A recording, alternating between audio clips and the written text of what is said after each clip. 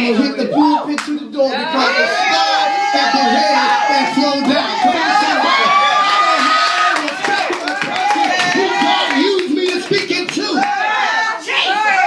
You can't make me recant what God has put in me to say. I speak it to my own house. What makes you act like you different? If I got to digest what God is saying through His Word, what makes you indifferent? If I got to line up and do what the Word of God says, what makes you a zip from doing what God says? Our obedience level needs to be razor. We walking in a spirit of disobedience and rebellious to a point where it begins to affect the whole house. Yes. Go ahead. Yes, sir.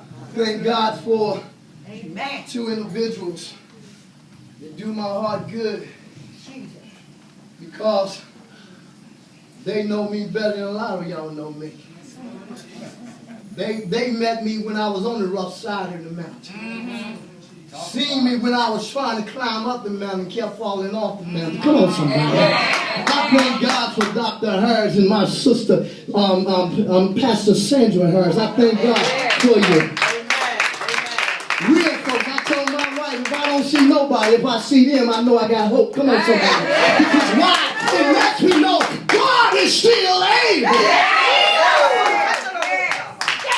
God is looking for evidence that He can do what He said He can do. I remember times, y'all don't mind. I know we ain't got no shame in our game. We act a fool in the world. But when we got saved, we want to be dignified.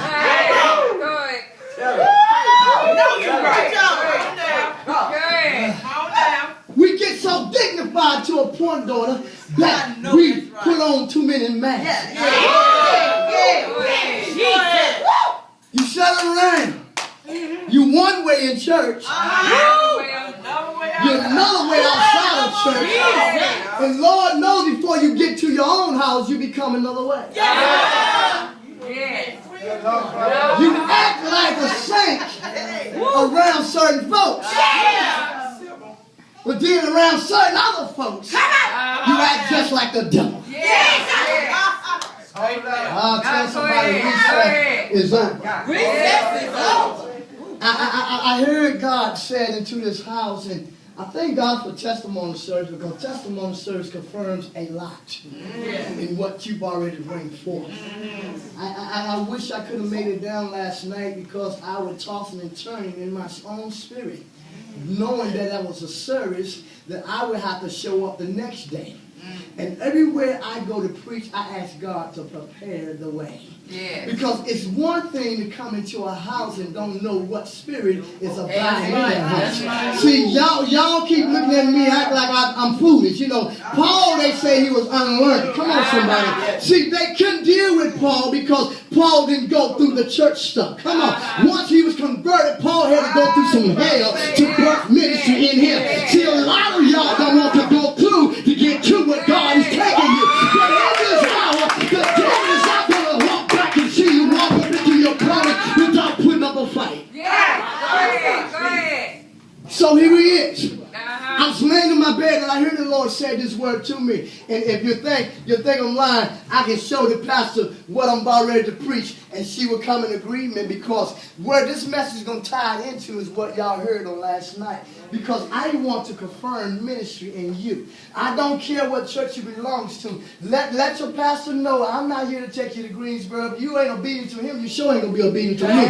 So I'm just here trying to impart word in you to get you to line up with the vision that your pastor is bringing you into. Because one thing we don't need is just a house full of devils sitting around talking about what I could, should, and would have done. God needs somebody with his mindset and his heart to do what he's calling them to do. But in this hour, what is happening is so many people are falling short because of the leader.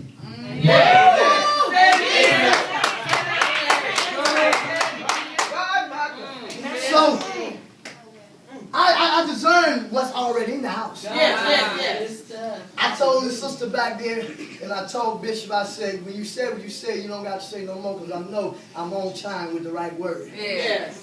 You are, yes, qualified. You were sanctified before you was qualified. But justification came after you accept the will of God. But see, what happened is that